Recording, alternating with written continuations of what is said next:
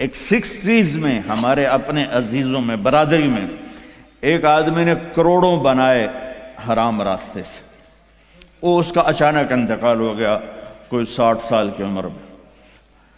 تو وہ یہ کہا کرتا تھا میں اج مر جاواں میرے بچیاں نو کسی دی پرواہ نہیں، یہ میں نے اپنے کانوں سے سنا اس کی میں اج مر جاواں میری دھی نو کسی دی پرواہ نہیں۔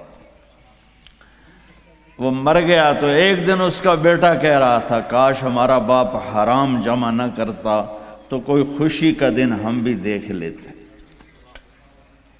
تو میرے بھائیوں، یہاں اسلام کے نمائندے بنو، اسلام کا جھنڈا اٹھاؤ اور اچھے شہری بن کے دکھاؤ، اپنے بچوں کو اعلیٰ تعلیم دو، اپنے کتنے، ہاں میں روکتا نہیں ہوں کہ حافظ نہ بناؤ، عالم نہ بناؤ، لیکن میں یہ چاہتا ہوں، میں ابھی وینکوور سے آیا تو وہاں ہمارے جو سکھ بھائی ہیں وہ وزیر بھی ہیں، وہ سینیٹر بھی ہیں، اور وہ ایم پی بھی ہیں، اور سارے بڑے بڑے عہدوں پر ہیں، تو تم صرف پیسے ہی بناتے رہو، یہ کون سی عقل مندی؟ اپنے بچوں کو اعلیٰ تعلیم دو، یہاں ایسے اور سکول بناؤ، جائیدادیں یہاں بناؤ، اگر پاسپورٹ یہاں کا ہے تو یہاں پیسہ خرچ کرو، یہاں کے غیر مسلموں کو صدقہ دو۔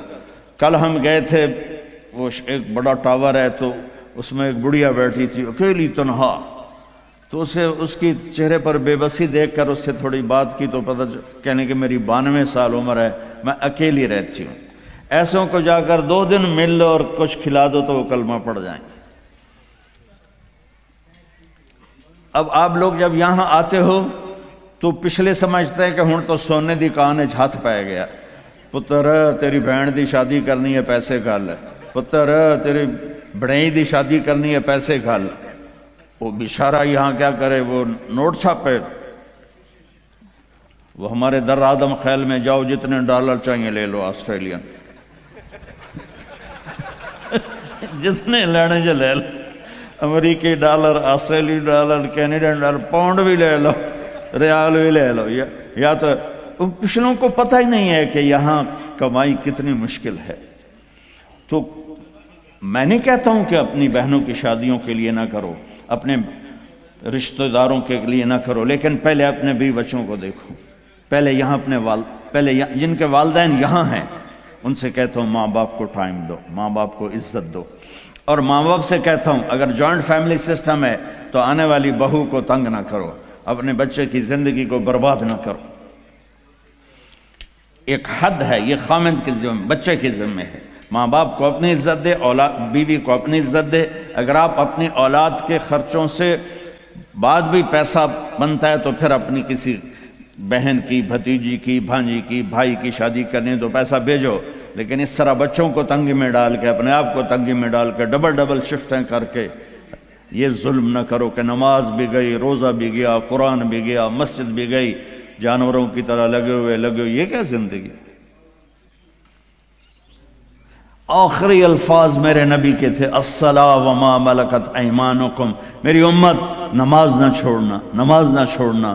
ان 1400 سال میں اگر نماز چھوڑنے کی گنجائش نظر آتی ہے تو صرف کربلا کے میدان میں میرے نبی کے نواسے کے لیے گنجائش نظر آتی ہے کہ ظلم انتہا پہ ہے، مظلوم انتہا پہ ہے۔ زمین آسمان نے ایسا منظر کبھی دیکھا نہیں، نہ دیکھیں گے، نہ ایسے قربان ہونے والے دیکھے نہ دیکھیں گے۔ اور سورج ڈھلا اور یہ جنت کے وارث نہیں ہیں، جنت کے سردار ہیں، جنتی نہیں ہیں، جنت کے سردار ہیں۔ میرے نبی نے فرمایا میرے بچے حسن اور حسین جنت کے نوجوانوں کے سردار۔ ہمیں تو پتہ ہی نہیں ہے، تم گرمی میں بیٹھے ہو، میں بھی یہاں کھڑا ہو کے میرا سر درد کا مستقل مریض ہوں اپنے آپ کو، چونکہ مجھے 2 دن سے پھر اٹیک شروع ہو گیا، تو میں اس وقت کوئی آسانی سے نہیں بول رہا ہوں، زور لگا کے بول رہا ہوں، لیکن پتہ کوئی نہیں قبول ہے کہ نہیں ہے، امید ہے کہ اللہ قبول کرے گا۔ اور یہاں ماں کا دودھ بھی نہیں چھوٹا اور اعلان ہو رہا ہے حسن اور حسین جنت کے نوجوانوں کے سردار ہیں۔ تو آپ اگر نماز چھوڑ بھی دیتے تو کیا ہوتا؟ نہیں، امت کو پیغام سنانا ہے، بتانا ہے، دکھانا ہے کہ مرتے ہوئے بھی نماز نہیں چھوڑی جا سکتی۔ آپ نے اپنے لشکر کے ایک نوجوان کو بلایا، زہیر بن القین، وہ آ گیا ہے، کہ یہ شمر سے کہو 5 منٹ تو میں اپنی طرف کہہ رہے ہیں، تھوڑی دیر رک جائے مجھے نماز پڑھنے دے، پھر جو چاہے مرضی کر لے۔ اس حال میں نماز نہیں چھوڑ۔ آپ بڑے مصروف ہیں، ایک چھوٹا سا مصلی اپنے ساتھ رکھو، آپ کے پاس ٹائم کوئی نہیں، فرض پڑھ لو، صرف فرض پڑھ لو تاکہ آپ کی حاضری لگ جائے۔ صرف فرض، میں یہ نہیں کہہ رہا ہوں سنتیں چھوڑ دو، میں کہہ رہا ہوں کہ اپنے آپ کو عادی بنانے کے لیے آپ کو مشکل ہو رہی ہے تو صرف فرض پڑھ لو تاکہ کم از کم حاضری لگ جائے۔ خوف کی نماز نہیں، عشق کی نماز پڑھو جو حسین نے پڑھ کے دکھائی۔ جب انہوں نے کہا ہم تلوار نہیں روکیں گے تو آپ نے کہا آدھے ہو جاؤ، آدھے نماز پڑھو، آدھے ان سے لڑائی کرو۔ پھر ان کو واپس بلا کے کہا تم نماز پڑھو، ہم لڑائی کرتے ہیں۔ عصر کی نماز سے پہلے گردنیں کٹ کر اور نیزوں پہ چڑھ گئی تھی۔ تو میں آپ سب سے گزارش کرتا ہوں، اللہ کی نماز پڑھو، اللہ کے محبت میں نماز پڑھو، اللہ کے شوق میں پڑھو، کسی کے ڈر سے نہیں، کسی کے خوف سے نہیں۔ جیسے آپ رات کو 12 بجے اشارے پر کھڑے ہوتے ہیں تو وہ کوئی آپ فرما برداری کی میں نہیں ہوتے ہیں، وہ $100 دا ڈر ہوں ٹھک جامنا ہے۔ نہیں تو اگر یہ نہ ہوتا تو ہماری طرح پاکستان میں دن کے 12 بجے بھی اشارہ توڑ کے تم جا رہے ہوتے، تو سوٹا وڈا چنگا تکڑا ہے نا۔ ہاں، محبت کی نماز پڑھ۔ میں سینٹرل ماڈل اسکول لاہور سے میں نے میٹرک کیا تھا، تو میں ہاسٹل میں تھا، تو کئی وارڈن آئے، ہاسٹل وارڈن، تو ایک وارڈن طالب حسین تھے رحمۃ اللہ علیہ، بڑے اس وقت تو بڑے برے لگتے تھے، اب بڑے اچھے لگتے ہیں۔ وہ انہوں نے نگرانی ٹائٹ کر دی، ہمیں نکلنے نہیں دیتے تھے اور بھاگنے نہیں دیتے تھے ادھر، اور نماز کمپلسری کر دی۔ تو عشاء کی نماز میں کھڑا تھا، میرا روم میٹ آیا، فوت ہو گیا، اللہ اس کی بخشش کرے، جاوید نام تھا۔ تو ہمارے وارڈن کا نام تھا طالب حسین۔ تو اس نے میرے قریب آ کر نماز کی نیت شروع کی، 4 رکعت نماز فرض عشاء واسطے طالب حسین دے اللہ اکبر۔ تو اب میں بھی نماز میں کھڑا ہوں، میں کہا وہ ایک ہی کیتا ہی، یہ ہماری نماز ہو رہی۔ وہ کہتا ہے طالب حسین دی پڑھدا پیا، کتھے اللہ دی پڑھدا پیا، اللہ اکبر۔ حسین والی نماز پڑھو، محمد مصطفیٰ والی نماز پڑھو۔ تو بھائیو، اپنے نبی کی پیاری زندگی کو سیکھنے کی نیت کرو۔ یہ تبلیغ کا کام اسی کی محنت ہے۔ میں زیادہ نہیں مانگتا ہوں، سارے مجمع سے کہتا ہوں صرف ایک ویکنڈ مہینے میں تبلیغ میں لگا لیا کرو، آپ کو بہت فائدہ ہوگا۔ اور آج کے بعد نیت کرو کہ جھوٹ نہیں بولنا، ٹھیک ہے، دھوکہ نہیں دینا، رزق حرام نہیں کمانا۔ اور آخری بات ہے، اگر آپس میں کسی سے لڑے ہو صلح کر لو، معاف کر لو۔ خاص طور خامد اور بیوی لڑے ہوں، دیکھو عجیب بشارت سناتا ہوں، خامد اور بیوی لڑے ہوں اور وہ آپس میں صلح کر لیں تو اللہ ان کے پچھلے سارے گناہ معاف کر دیتا ہے۔ اللہ کو خامد بیوی کی صلح اتنی محبوب اور اتنی پسند ہے۔ باقی جس سے بھی کوئی لڑائی جھگڑا ہے، آپ ایسی اپنی ایسوسیشن بناؤ کہ جس میں یہ جھگڑے آئیں، عدالتوں میں مت جاؤ، اپنے بناؤ، اس میں ایسے اہل علم لوگوں کو ڈالو کہ وہ آپ کے جھگڑے پنچایت کے طور پر مٹائیں۔ عدالتوں میں جا کر تو پھر وہ مزید بڑھتے بات بڑھ جاتی ہے۔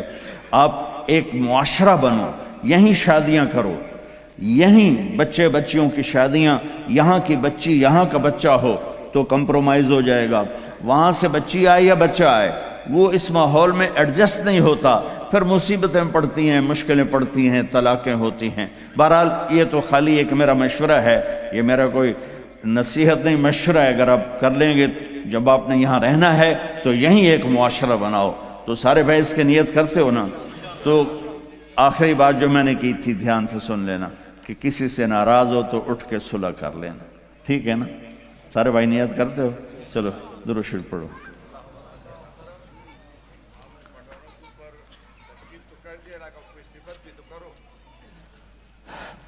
پتہ نہیں کیا کہا ہے میرے بھائی نے۔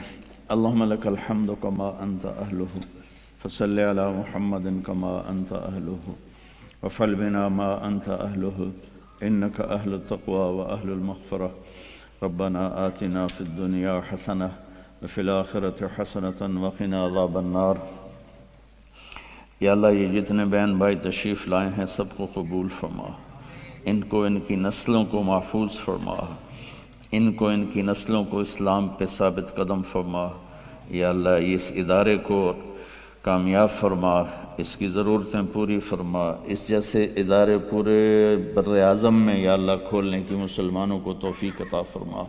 مسجدیں بنوا، مدرسے، اسکول بنوا، ان کی آپس میں محبتیں قائم فرما، لڑائیاں ختم فرما، خامند اور بیوی میں جو لڑائیاں ہیں انہیں صلح میں تبدیل فرما دے۔ بچے جو یا اللہ رل گئے خامند اور بیوی کی لڑائی سے، ان کو ماں باپ کا سایہ نصیب فرما۔ یا اللہ جو حرام کام میں پھنس گئے ان کو رزق حلال نصیب فرما۔ یا اللہ جس قسم کے بھی غلط چیز میں ہیں اس سے نکال کے اپنے محبوب والی پیاری پاک پاکیزہ زندگی نصیب فرما۔ یا اللہ ان سے ہم سب سے راضی ہو جا، جو ہم میں بیمار ہیں صحت شفائے کامل نصیب فرما، اور جو ایمان پہ دنیا سے جا گئے چلے گئے اور قبروں میں تو ان کی قبروں کو روشن فرما۔ جب ہمارے جانے کا وقت ہے تو ایمان پہ خاتمہ نصیب فرما۔ اس سارے مجمع سے اور ہم سب سے راضی ہو جا۔ وصلی اللہ تعالی نبی الکریم، آمین۔